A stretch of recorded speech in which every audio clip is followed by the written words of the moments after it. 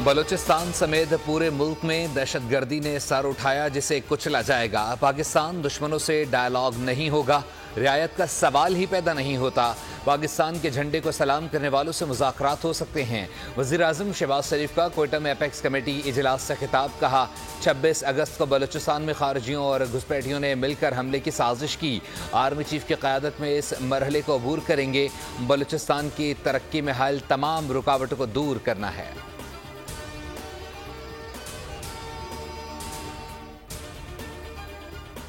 Sindh rangers और police का कच्चे के इलाके में डाकुओं के खिलाफ ऑपरेशन। डाकुओं की पुलिस पर फायरिंग। कांस्टेबल लाशारी ने जवामर्दी से लड़ते हुए जाम शहादत नोश किया। 2 अहलकार जख्मी। जवाबी फायरिंग में एक इंतहाई मतलूब डाकू हलाक। 2 डकैत जख्मी हालत में फरार हो गए। सिंध रेंजर्स ने इलाके का मुहासरा करके मजीद 6 मशकूक अफराद को भी हिरासत में ले लिया। ऑपरेशन के दौरान डाकुओं का ठिकाना भी तबाह कर दिया गया।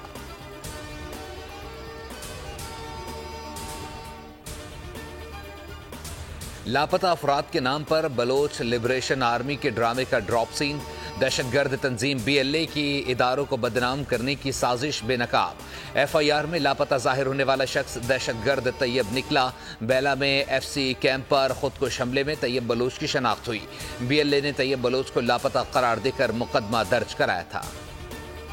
मॉनसून सिस्टम की शिद्दत बरकरार। महकमे मौसमियात का ट्रॉपिकल साइक्लोन अलर्ट जारी। आज रात या कल सुबह तक शिमाल मशरकी बहरा अरब में डीप डिप्रेशन मजीद ताकतवर होकर समंदरी तूफान बनने का इम्कान। 31 अगस्त तक कराची समेत ज़ीरी सिंध में शदीद मूसलाधार बारिशें मुतवक्के।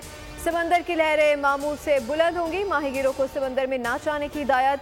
कराची में वक्फे से हल्की और तेज बारिश। हब डैम में पानी की सतह 337 फीट से बुलंद। PIA की परवाज से मुतासर।